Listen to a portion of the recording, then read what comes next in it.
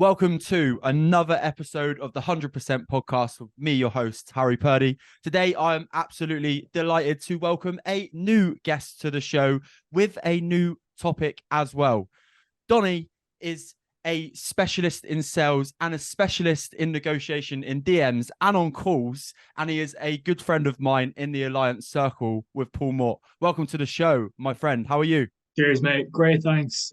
Amazing to be finally here, and obviously you've interviewed so many of the guys. So yeah, excited to have the conversation. Mate, I'm excited. Number one, because Chelsea pulled off a blinder last night, and we are both fans of Chelsea FC.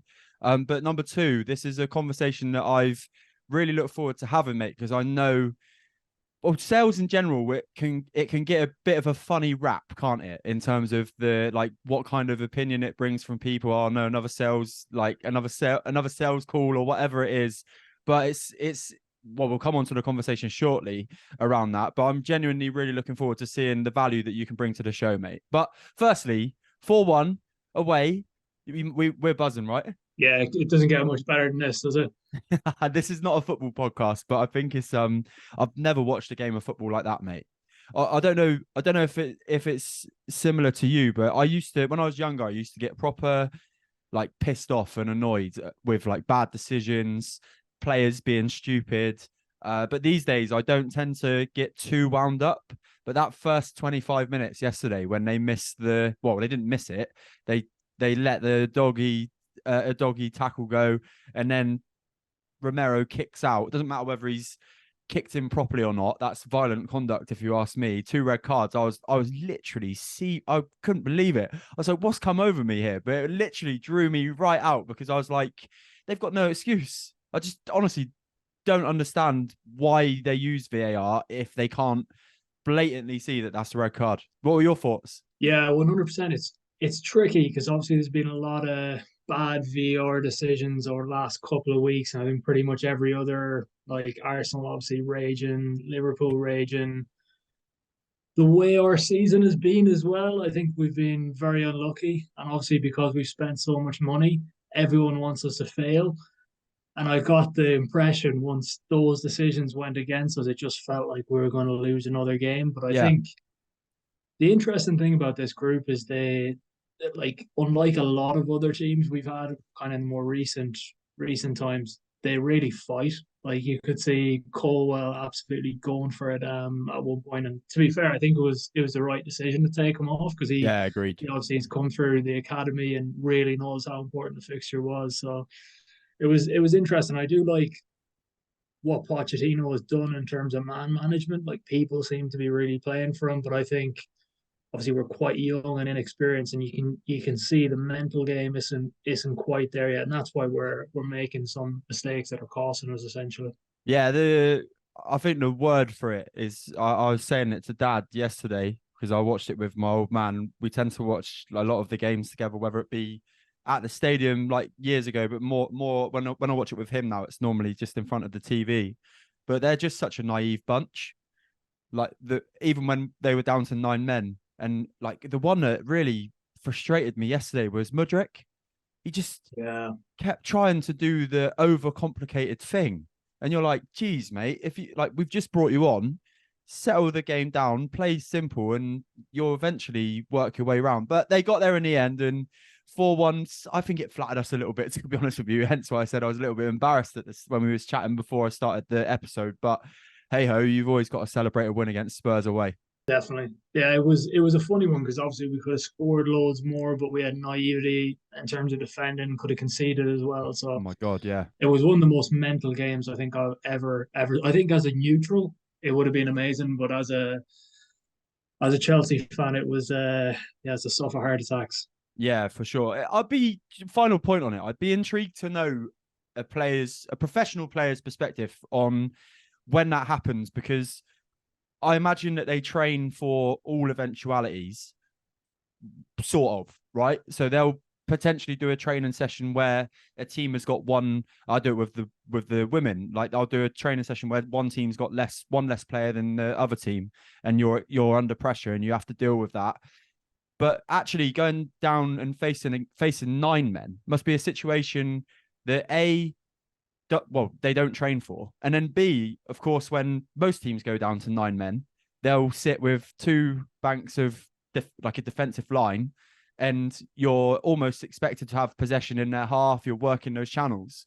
But because they went down to 9 men and they pretty much played a offside trap on the halfway line, it would have been a scenario that they completely weren't used to. And I'd just be really intrigued to ask like a Sterling or a Enzo, like, have you ever prepared for a situation like that? And because they are robots, aren't they? Really, the things they do on a daily basis is like, this is how we play, this is the tactics, this is the routines, these are the passing sequences that we train.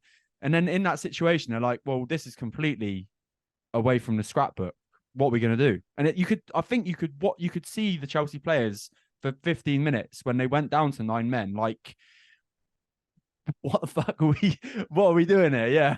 I think the other thing you need to consider is expectation, right? Like, because of all the money we've spent, there's been so much criticism, and then it was kind of a double-edged sword. So obviously, it's great that Spurs went down to 9 men, but then there's the expectation that we're going to win, and you could feel that added pressure to the team. Like you were talking about Mudryk, right? Like, he's obviously come in on decent transfer fee, although it's been split over multiple years.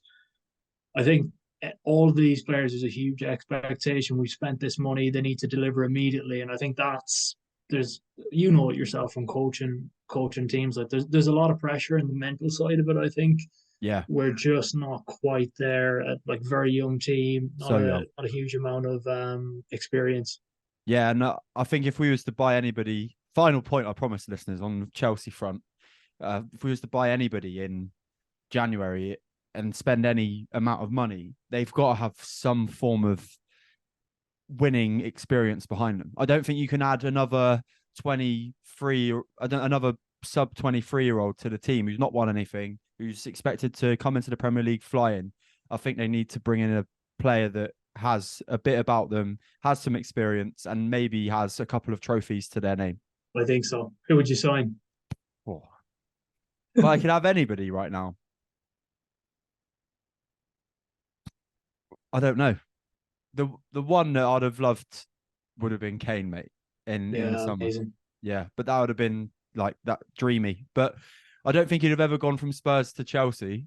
But now he's gone away and he comes back to the Premier League. Maybe there's half a chance, but I don't think that's for another season or two yet. Anyway, Donnie, let's move away from football before we lose the listeners. Yourself, you're in the Alliance circle. You're in Paul's Elite X group. You've been working on yourself and your business capabilities now for a little while. Tell us how that situation maneuvered itself to actually happen for you. Yeah, so obviously originally from Ireland, did a language degree in Dublin, so German, Italian, bit of Spanish, did some traveling. Then I actually I always thought I wanted to be a teacher. Then I decided to train as a PT. So I did that for a year. But then I got to a point where I essentially was so busy being a PT, I was thinking I'd want to run my own business. And I was kind of thinking, if I want to run my business, I need to learn how to sell. I'd watched The Wolf of Wall Street, quickly realized I didn't have Leo's good looks or charm. So I was thinking there has to be another way for people to learn how to sell. So I spent kind of 7 years in a corporate company, did loads of sales coaching, negotiation coaching. My coach had Paul Mort on his podcast, and a friend of mine recommended Paul, and then I went literally through all of his programs from 28 to Transformation at the time, Alliance, and then Elite X. So coming from your previous coach, obviously you don't have to name names or whatever, what were the differences you found between specifically sales coaching, I guess, to what Paul offers? Yeah, so my coach, Marcus Gauke was his name, absolutely amazing. The difference is Marcus was more business related, although I got a lot of insights into psychology. It improved the quality of my life in general. I think with Paul, just the way he sets goals across the different areas, I think the quality of my overall life is improved. And you know yourself, like, I just think his energy is is amazing. He's got like when you look at what he's managed to build himself, like he's come from massive challenges, dealt with it. He's someone I really admire as well. He's Agreed. you know Yeah. he's got a great family life. He's a good husband. He's a good dad. He's impacting loads of people. So I think for me, that's probably the biggest aspect of Paul. He's someone I actually really admire, and obviously I admired all my coaches, but he's the one I think that's probably had the biggest impact because he impacts so many areas of your life rather than say a couple of different skills. When you became a PT, then Donnie, what was it around about having your own kind of business that wasn't based just on being a PT and fitness coaching that intrigued you? What was it that was leading you into doing something a little bit different and for yourself? So I was working at a gym, didn't have much control of my calendar, so I was doing like almost 16-hour days at one point, and then I'd never really any interest in business per se. I did languages. I thought I was going to be a teacher. But then I got to a point where I was thinking like I'm literally never going to be able to continue this. Like it's yourself, like coaching is pretty intense. And I was thinking if I want to have more flexibility and go out on my own, I'm going to need to find clients, not only people that come into the gym looking for different like fitness or nutrition advice. I'm going to need to be able to find them predictably on my own. So then a good friend of mine actually had just joined a sales company and he was like, just apply here. I think you'd be a really good fit for sales. But I hadn't a clue what I was doing. So I ended up doing an interview and got a role then basically cold calling. So yeah, just lead generation at the time. When there are obviously a million and one sales jobs, and I think, as I referred to at the start of the episode, for me, coming in quite naively, if I was to look at like a sheet of jobs on offer and there was like sales cold caller at the top of the page, I'd probably skim over it straight away. That's something that comes with the label sales, right? 100%. Yeah, I like you're saying, I actually had never really heard of many salespeople in Ireland. Like in Ireland, it's very kind of you're either a teacher, doctor, accountant. There aren't very many options. But when I moved to London, like there's so many different options. And I think the thing about sales is like once you learn how to sell, you just have so many more opportunities in your life because pretty much everything is sales in one way or another. Go on then. What would you say are the biggest factors with being good at making sales? So I think the first thing is perception of salespeople. So if we're being honest, right, not many people like salespeople. Yeah. They often come across as very sleazy. We've all probably had issues with salespeople at some point, kind of selling us on something that wasn't necessarily in our best interest. So I think the key thing as a salesperson is making people feel comfortable. And it's something I actually learned as I was a PT, because I think there's always a danger, especially when I was a PT, I was always trying to get the latest knowledge or the next certification, which is all really good. But your clients don't give a shit really. All they care about is what you can deliver for them. So then a huge amount of it is how do you make people feel? And I think that's probably the missing link in a lot of people when they're trying to actually sell. Because if you can't connect with someone, you can't understand their problems, you can't really propose the best course of action for them to get results. Yeah, it's interesting, isn't it? Because anybody who I've bought from, especially when it comes to like a larger investment, let's just say, like I'm just trying to think off the back of my mind now. The first time I bought a car on finance, let's just go with, or Paul's program, you've almost got a rapport with those people before you've even started, right? And I think as well from sales from the other side of the fence, and you can give your answer from the salesperson side of the fence, is 9 times out of 10, this is just a guess maybe, the person who's coming to you to buy or the person that you're speaking to buy, they've given you an inkling that they want to buy anyway, right? So when I went to the garage to buy a car, I was at the garage to look for a car. So they've almost half done the job there, right? With Paul, it was I'd signed up to his emails, I downloaded his audio book, and then boom, before you know it, you're in the pool sales funnel.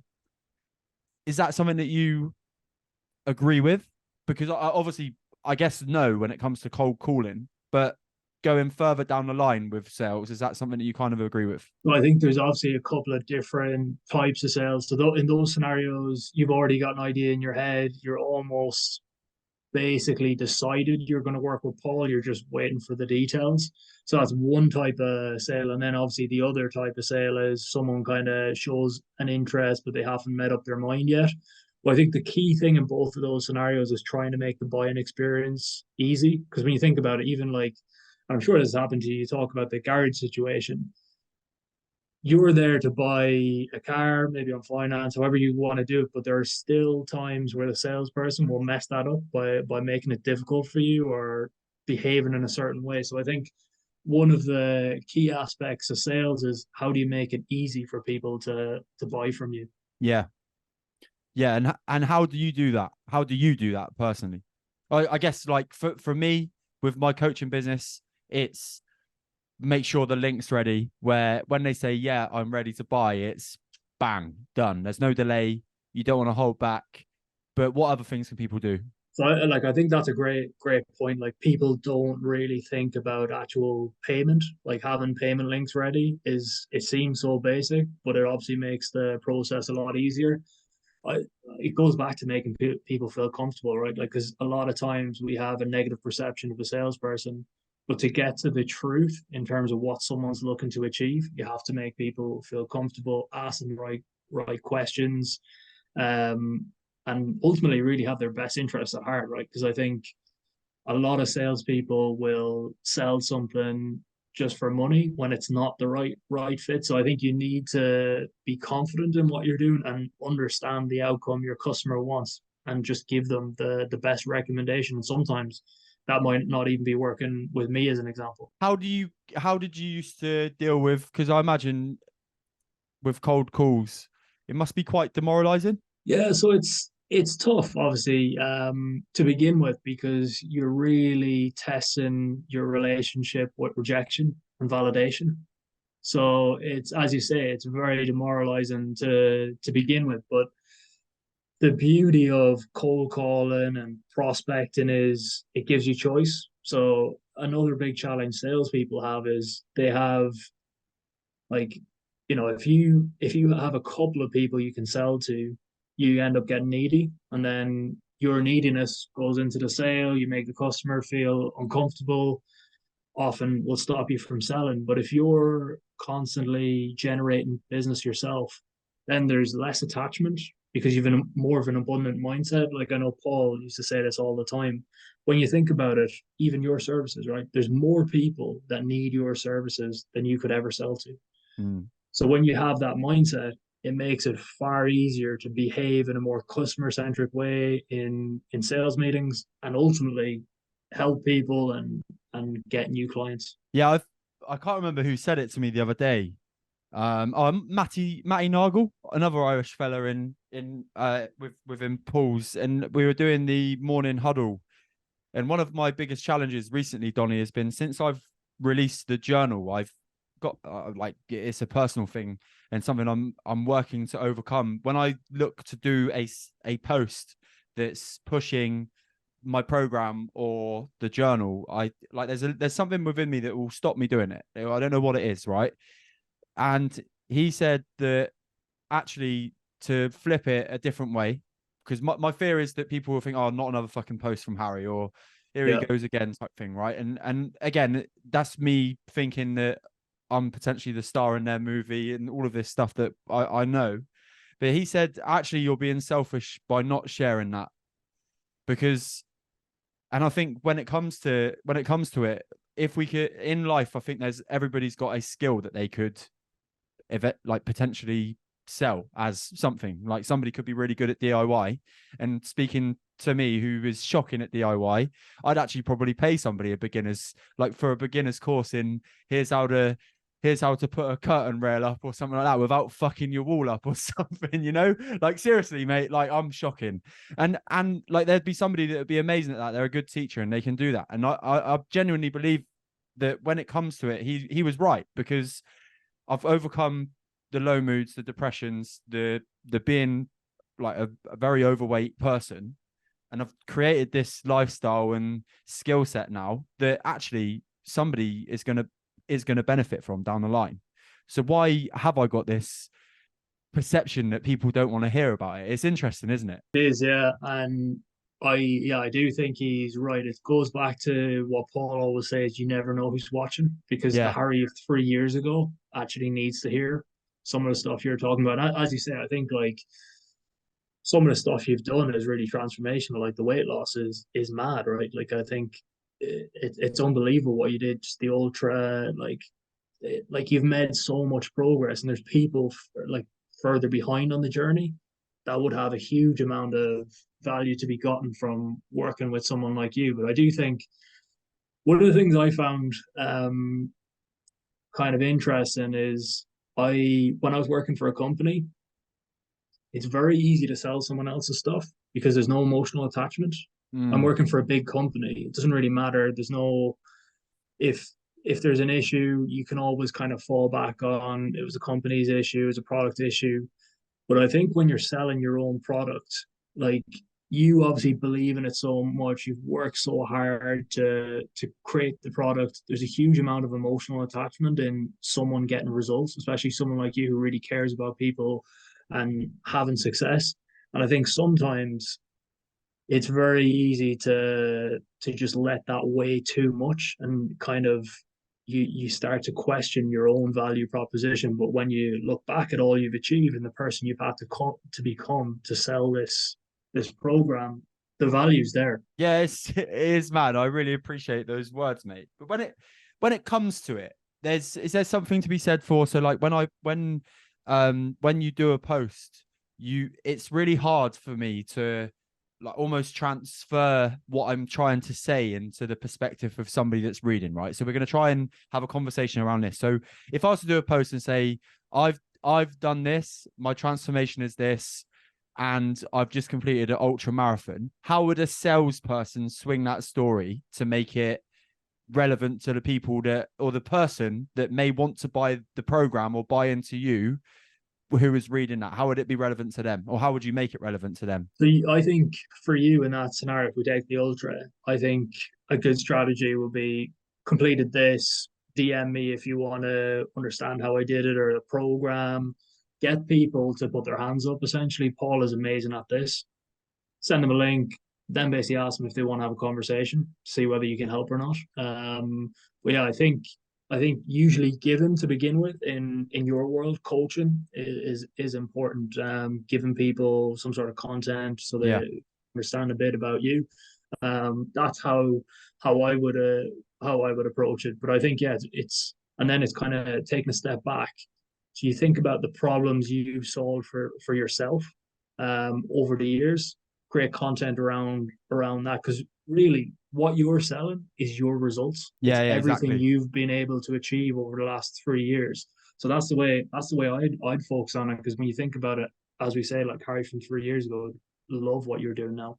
So there's people that are in that position wanting to achieve some of the things you're doing, and you're living proof of the results, and that's what you're selling. Yeah, it's interesting. And I think like if there are any other coaches listening to this, like I think deep down within all of the content that I've taken in, you hear these little pointers, don't you? But actually speaking about sales specifically to with you really kind of draws home like that it is the coach's story that's being sold, but you just have to find a way to make it relevant to that person that needs you. And and that's why it's important to show up again from a online coach's perspective. As much as making content that people laugh at and like isn't that important, it's good for growing your follower base, because if you get a viral video, your followers could go up thousands. But that doesn't necessarily mean that these people are going to buy from you, does it? What's important is that you're showing up, giving them an opportunity to like have a conversation with you, like you say, stick their hand up in a online transactional way that's dropping you a DM or downloading the free lead magnet, right? But what I think people can get caught up in is the growth element rather than the actual getting a client element. Have you noticed that in your experience as well? Yeah, 100%. I think Paul always talks about it as well. Like popularity doesn't equal profit. Like it's one thing growing a following, but it's another thing getting paid. And I think it goes back to, he said it so many times, like people don't buy through osmosis. Like you need to make offers. You need to give people the opportunity to work with you. Like I remember doing one of his offers training. He was basically it, and it sounds so basic when you say it out loud, but to me, coming from a corporate perspective, when I always had something to sell, it just really hit me, which was essentially, if you don't have an offer, no one can buy. But also, if you don't have an offer, you can't sell anything. Yeah. So, like when you look at what he does so well, it's always, I've got 5 spaces to work on X, Y, or Z. Who wants to join us? And it's very easy for people to put their hands up. And then throughout that process, you figure out the problems they have. You identify what you can do to help them fix it, and then you move towards working with them. Yeah, it's amazing, isn't it? And like, I know this is, I know you probably won't listen, and sometimes I do. Like Paul does get mentioned a lot on here, but it is genuinely incredible how good he is, and how much of it. I know he's been doing it like a long, long time. He genuinely is amazing at getting people to put their hands up, but also he's got so many different ways of getting people into his funnel that you can't help but, and well, this is why we work with him, right? Because he's really, really good at what he does. Donnie, what was when you worked for these big organizations, or you still do, are you allowed to say who it was that you sold for? So yeah, I worked for, to begin with, a company called Acuity. So it was payments software, so payment validation, anti-money laundering software, and KYC for banks. Then I worked for a company called DataSite, which was kind of mergers and acquisitions. Then most recently with a company called MindTickle, which was sales enablement, so sales coaching, understanding how you can make salespeople better, essentially. Okay, so with the stuff that you know about me, how do I get better at sales? So I think it kind of goes back to making more offers. I think like identifying the problems you solved in your own life, and then kind of almost finding people that you know are struggling with those specific problems, and then your program is the logical next step for them. I think the other thing I've been thinking about a lot is like going back to Paul. Like a lot of people join, say, Paul's program and think, oh, I want to be Paul, but they forget how long it's taken them to Mm, be where he is. Like so they kind of think, I'm just going to do a coaching program and then I'm going to have the same level of certainty Paul has. But when you think about what he's done, is over time he's made it really easy for people to work with him. Then once he's done that, he's got results for thousands of people. Then he's got raving fans, and then over time he's increased his price point. And I know he used to advocate to begin with, like almost working for free to get case studies and testimonials. So I think like a big mistake people make is they're always thinking, I want to be the high ticket person who sells to CEOs. Whereas I think if you kind of start small, get some results, your clients do a lot of the talking for you, then you've constantly ways of demonstrating the results you've delivered, and then over time increase your pricing. Because I just think a lot of people basically go from, I've got a coaching qualifications, then trying to charge someone stupid amount of money, yeah. but they don't have any social proof or they don't have any results. So then when you go on sales calls, your confidence isn't there. Whereas if you look at like someone like Paul, his level of certainty is through the roof Mad, isn't it? because of the results he's delivered for himself, but for everyone else. So I think that's something that I'd be doing, like just get more and more people through the program, more success stories, and then over time, just like essentially up your pricing. Mate, love it. I want to talk about you now. I think it's really noticeable being a friend of yours, and like being in the accountability group that we've got, which there have been many fantastic episodes from, and this is another one on the 100% podcast. But you've got a really, really chilled out personality, like almost to the extent where I'm like, could this guy ever get pissed off? Where does that come from? I don't know. I think I've done a lot of meditation, Yeah. really interested in breath work, all that sort of stuff. So I suppose, and in what I do, a huge element of sales and negotiation is emotional regulation, I suppose you'd call it, because you're in high pressured environments. And over the years, working with coaches and working with a couple of hostage negotiators in the US, I've really found like learning to manage your emotions in very difficult situations usually ends up with you getting the best outcome. So I think it's one of those, maybe on the outside looking in, I look like I'm always calm, but the inside isn't always calm. And that leads me into, there was a question I had on the top of my head, and it was related to meditation. What have you found the benefits personally for you off of that? But also the point you made at the end then was an amazing one, because I think what goes, and this is when I've spoke about confidence on the podcast before, I may come across as a confident person, but you don't see what's going on in between these two ears. Like, I'm as nervous as the next person, but I've just learned a way of dealing with it. Is that something that you've had to do as well? 100%. I saw this. I saw it was a very short clip with Roy Keane, and they were talking about how he came across, and he was basically saying it was all an act. And I remember Chris Eubank Senior talking about this years ago. One of his first coaches was in Vegas, and he basically said to him, "You need to project this kind of air of greatness." So he was an American guy. He would always say, "If anyone asks you how you're doing, you'd always say you're great."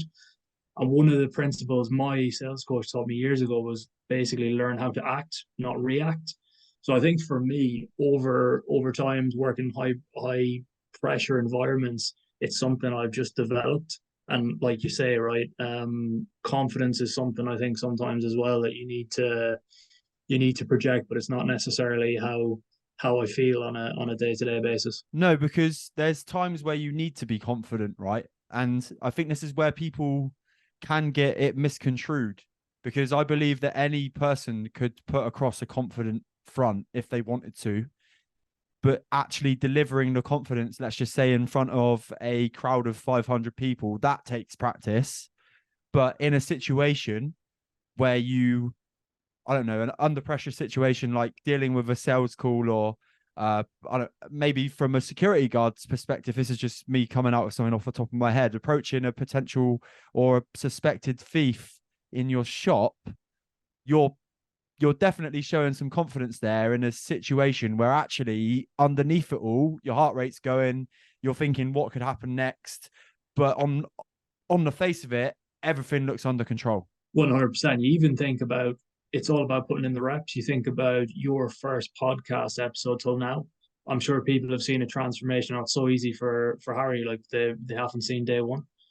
Oh, I think one of my best mates, he runs a breathwork company, and I remember seeing him from day one to now, and it's just like a different person. But he's put in thousands and thousands of reps of the thing, so he makes it look easy. And I think that's, and like going back to what you're saying, right? Like people will have very clear strengths as well. So you could be amazing at one thing, but that doesn't mean you're necessarily going to be hyper confident in every situation. So I think for me, reps has been a huge one. And probably when I first started meditating, I was very anxious working in a sales environment where you think you could get fired anytime. You're constantly dealing with rejection, people saying they don't want to talk to you, just leave me alone. Being able to manage your emotions and get back to the work you need to do, it just has to happen. Like it's either that or you don't make it. So I think I I uh I ended up going to the London Buddhist Center, did loads of retreats there. I was doing Headspace at one point. I've always been like really interested in what can I do to manage stress better. So I've just had so many different strategies over the years to do it. And there's a guy actually in the US, Brian Kane's his name. He's a mental performance coach for baseballers. At UFC, George St. Pierre. I learned from him, so I was like, always fascinated. How can I basically manage the pressures we all have with life? what would be your go-to strategy now? I do. I really like meditation. So that would be one. I think it, like a lot of people you're going to have on this podcast, they're predominantly high achievers like yourself. I think probably the other thing I would say is just stop being so hard on yourself. My One of my coaches used to always say, you need to be your own best mate. Like if you were talking to your mates the way you talk to yourself, you'd probably have none. So he gave me a book that was very good years ago. It was kind of satirical. It was called How to Be Miserable. Must be So I think miserable. self talk is huge. We obviously in Paul's group we track daily wins. I think is another one because naturally we all tend to be more negative. Like there'll be days when I think to myself, "Oh fucking hell, this was a shit day." Then I look at my wins and what am I talking about? You've got the, as he would say, data over drama. So I think anything to kind of change your perspective. I like walking, cold exposure will be another one. Training, limiting screen time as well, which I'm not always the best at. Sleep, all of the basics really. Love it, mate. I really do love it. And I love the fact that we've got the sales chat done, and now we can just have a conversation about self improvement. I watched a little video actually. I think it was this morning. It was just like one of those quick animated, very to the point, deep self improvement videos, and it was like one thing you don't know about self improvement is there's two sides, and it basically said around when you get into self improvement, it's about having the next ice bath and getting up and smashing your morning routine, and make sure you're exercising in an optimal way, and making sure you speak to people coherently, and making sure your communication's good, and then the next thing, and then the next thing, and you add all of these things to this to-do list of self-improvement every day. Journaling would be another one. But then it said the other side of self-improvement is accepting the fact that you're still a human.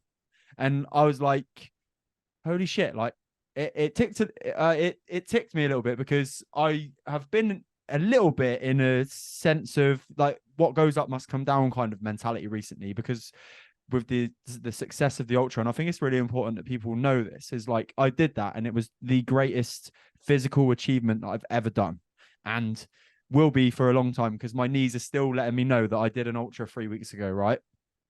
And in the back of your mind, you're what's next, which I think can be, I spoke about it with Rob as well.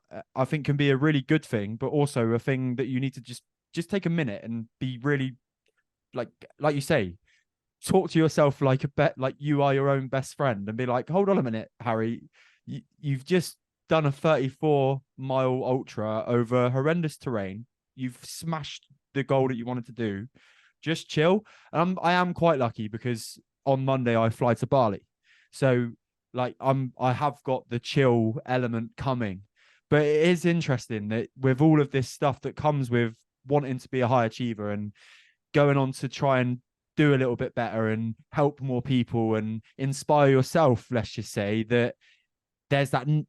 I won't. I'm not. Fuck it. I'm going to say it, there's that negative side to it as well, isn't there? Where like sometimes, are you doing too much? 100%. I think it always comes back to when you achieve something big, you a lot of times you don't really kind of celebrate it and let it sink in. And then the next thought is, well, what's next?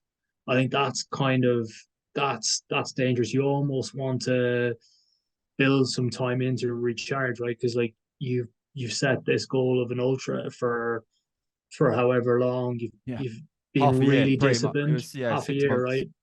The amount of time, energy, effort you're putting into the training, nutrition, you're almost making it out to be this massive thing, which it is.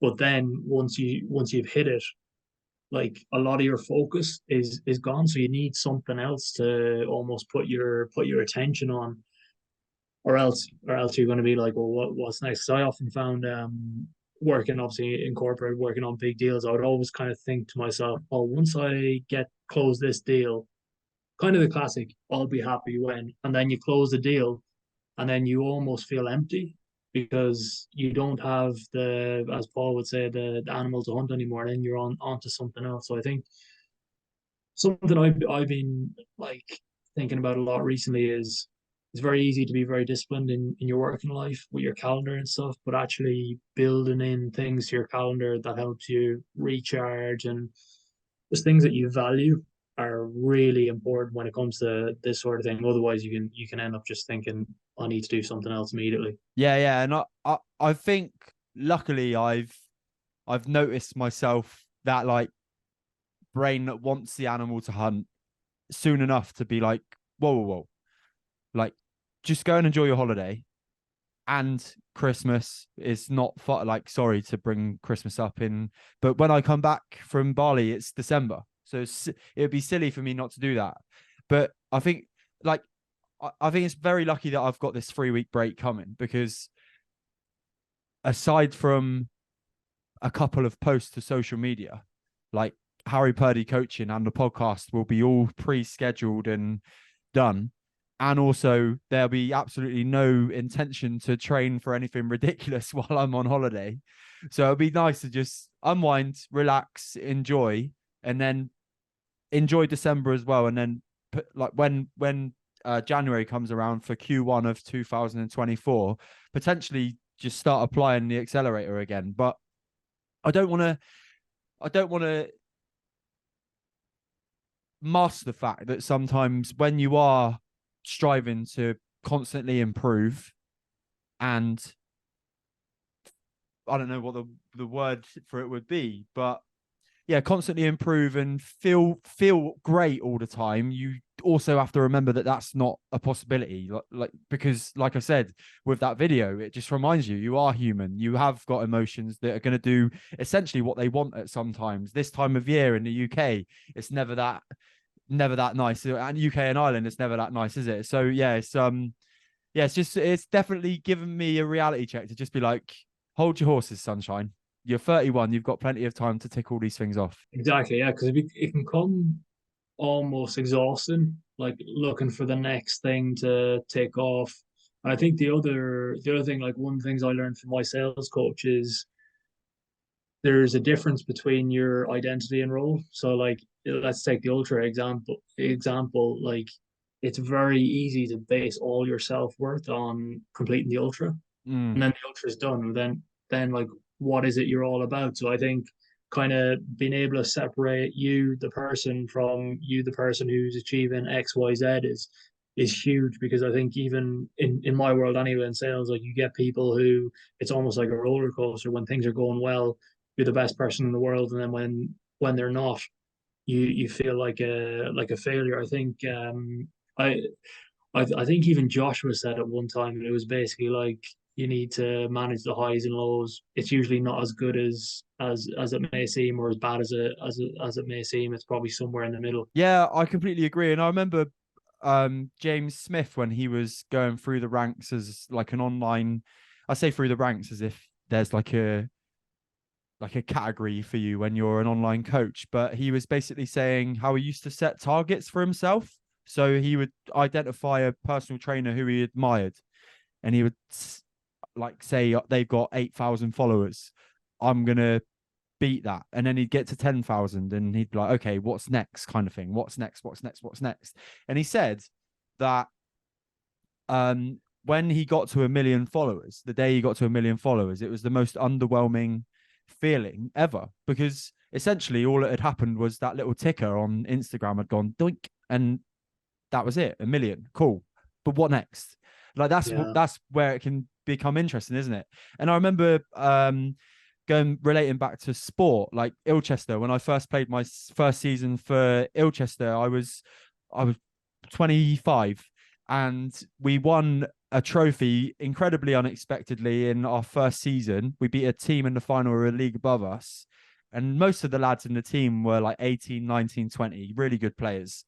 But they really didn't enjoy, like it looked like they didn't enjoy the fact that they'd had some success. And I remember me and a couple of the other more experienced lads, which sounds stupid at 25, were like, lads, like you really need to enjoy this because you don't know when it will come again. And I remember speaking to a couple of like sports like pros on here, and they say that when they won trophies as kids compared to when they win them as adults, or sorry, as professionals, the feeling's the same. The trophy that they've won at the end has obviously got a bigger reputation, but scoring the goal or hitting the winning runs or scoring the try and winning the trophy is still the same elation. And I think sometimes the I'll be happy when thing, like actually whatever happiness feeling or whatever success you get, you need to really be mindful of that and take it as like a big win, because it doesn't matter how big the success is. There's only a certain level of dopamine hit you're going to get from it. And there's no point trying to make that bigger by something bigger. And that may be a conversation that is, I need to listen back to, like what I'm saying now, I may need to listen to myself again to really hit home that point, because just because it's 50 miles doesn't mean the feeling at the end is going to be different, you know? Exactly. I think as well, sometimes you look at the James Smith example, right? Like you get to 1 million, you make it out to be kind of the Everest, and then you do it, and then it's almost a relief because you put that expectation on that you're going to do it. Or even the sporting example, like you win a trophy or whatever. But yeah, it's kind of like you feel relief probably more than joy, which is interesting. Yeah. Isn't that a strange one? I don't know where that comes from. I think it's the, like, as humans anyway, we like to put pressure on ourselves, don't we? And Definitely. then it can go into the whole Instagram versus reality conversation, can't it? And the comparing your next door neighbor's car to yours kind of vibe. Because outside of all of that, really, if you're healthy, your family healthy and happy, then I don't know, like we are simple creatures at times. And I go through stages of noticing that, like the simple things are the best things, and seeing a good sunrise and a good sunset and hearing the sea, all fantastic. But then you can just get caught in that little 21st century hamster wheel, can't you? Like, what's next? Like when like I don't know, like the other day, I was, even when it came to clothes, I was like, oh, I've not bought a new t-shirt for a while. And I was like, so like the two sides of the argument is really it's a really thought-provoking conversation when you get there, isn't it? Definitely. I think comparison as well. There's that saying, right? Comparison is the thief of joy. And when you look at Instagram, LinkedIn, it's basically people trying to tell everyone their life is better than the other person. I think a lot of people buy into it, and then their kind of self-worth is being impacted by people on social media. I think especially, but that was one of the things I found as a PT. I think the expectations, like you think it's something very simple, right? Like almost, I says almost jokingly, like kind of like the dad bod or whatever.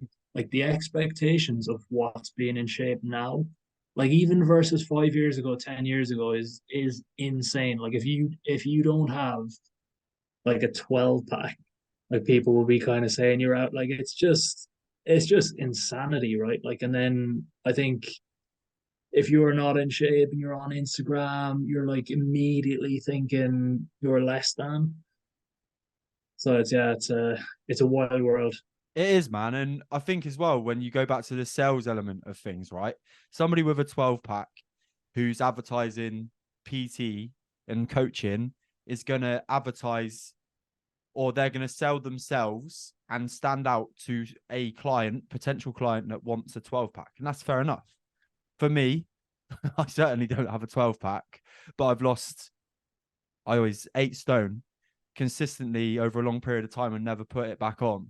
It's like my kind of, out of all of it, that's the thing I'm most proud of, really, because of all of the failed diet attempts that you see and stuff. And that is the client I'm gonna attract, right? And I think it's really important as well that that coach has put himself in that position because that's the type of client that they want to, and that's their expectation of what fitness is. Now, like, you could go down a whole different caveat of going, well, Harry actually might be, and I don't actually mean this, but the argument is, well, Harry actually might be fitter than that person, because could that person do a 34-mile Jurassic Coast Ultra? Then you could go, well, no, but his body fat percentage isn't as good. And it's just, I think you need to, I did an episode with Dax, and it was about having your own definitions of stuff. So like, what is your definition of fitness? That's what it comes down to.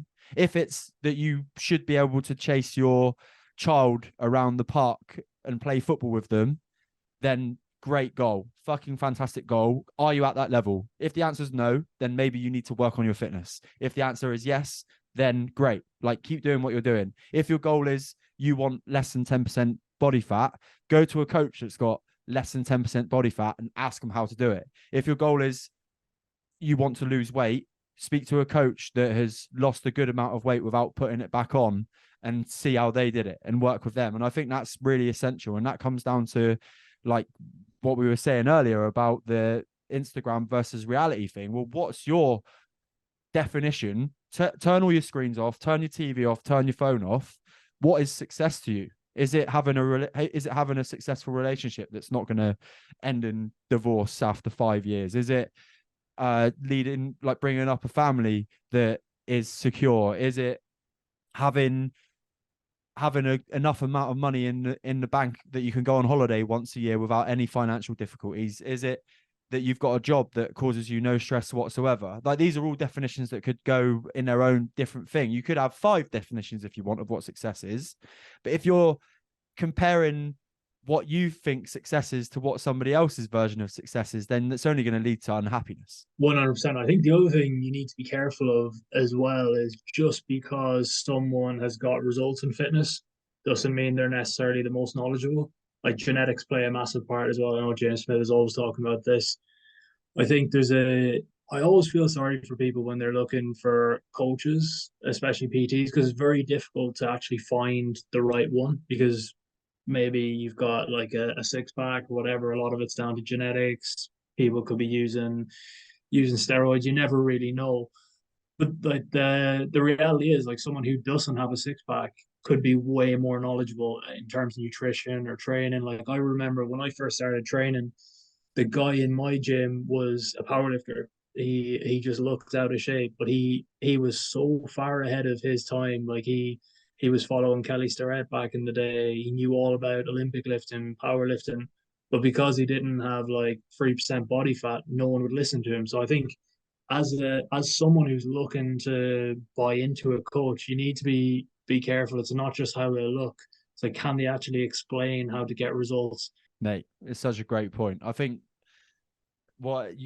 there's a saying, isn't there? You should never judge a book by its cover, and I think that comes down to a lot of, like, when it comes to coaches, there are many different categories that you could put that saying towards.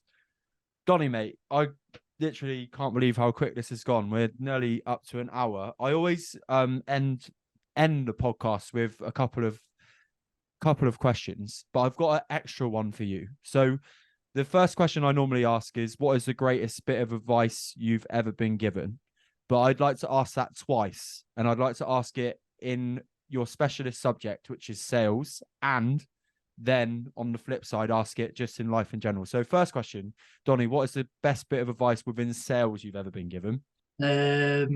Attachment is the root of all misery. Oh, explain that So, for us. so I think when we talk about high achievers, right? Like, we're obviously a lot of the time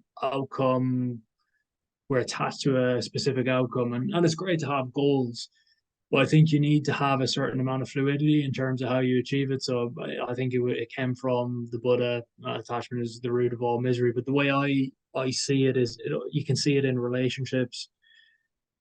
When you're really attached to making a sale or whatever in that scenario, you become very needy, and that neediness is evident for the buyer.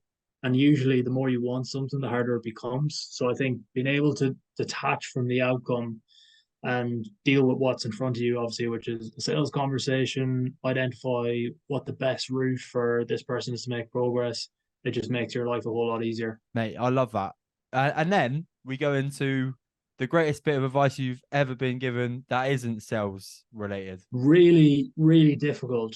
I think more recently, the best I would say I've had is the quickest way to upgrade your standards is to upgrade your peer group. Like, obviously, you're a coach, like, you're in alliance. I think for me, having that supportive environment, seeing people achieve things that I wouldn't have thought would be achievable, has been massively important, and just being able to share your wins with people and losses, right? Mate, I love it. Honestly, if it sometimes like you have a good day anyway, but then you go through the boys in the chat and you're like, Mark's got 3 wins. Like, this is a very personal conversation now, but you've got 3 wins. You've smashed all your targets in the day. Darren's like done something cool with his kids. Rob's smashing something at the gym. It's just, yeah, you're right. Like if that doesn't motivate you and get you going, then nothing will, mate. I think anyway. And then finally, Donnie, what is next for you? And like, this doesn't need to be some super story. It can just be what's next for the rest of this year. It can be what's the goals for you business wise. What have you got coming up personally? Yeah, over to you. So what's next? Obviously working with Paul at the moment on the sales side of things. So that's super exciting. I've got a sales training day for him on the 28th of Jan. So that's kind of the immediate thing. And then gonna have some products ready to sell at that. And yeah, kind of mainly like developing different sales programs specifically for coaches is kind of my main focus at the moment. Obviously, I've been around coaches for years, get their challenges and their world. So that's kind of my major business focus. And then I still think I need a bit of time to kind of develop the plan for 2024. I'm kind of in the middle of just making 2023 happen. It's exciting though, right? Like the potentials are indeed limitless, mate. It's been genuinely brilliant. I've really enjoyed talking to you. I say it every time, but when the time goes quick, you know you've had a good conversation. So I hope you have enjoyed your first ever podcast experience, mate. Likewise, mate. Absolute pleasure. And yeah, really, really good to have my first podcast with you. It's been great. If people want to come and find out more about you, have you got LinkedIn or anything like that you want Yeah, to you share? can find me on LinkedIn is the best place. I don't really use social media outside of LinkedIn, so that's where you'll find me. Perfect. Today's been another episode of the 100% podcast with me, your host, Harry Purdy, with today's guest, Donie O'Riordan. Is that how you pronounce your surname? O'Riordan. O'Riordan. There we go. We got it in the end. If you have enjoyed today's episode, please go to Apple Podcasts and Spotify and drop a 5-star review. It does go a long, long way to helping the show. And if you're not subscribed at the moment to any of those platforms, then why the bloody hell not? You will see the new episodes drop in your playlist every Friday. And if you are watching on YouTube, hello, please click the like and subscribe button below. It does also help me massively. I hope you all have a great day. I'll speak to you all very soon. Take care.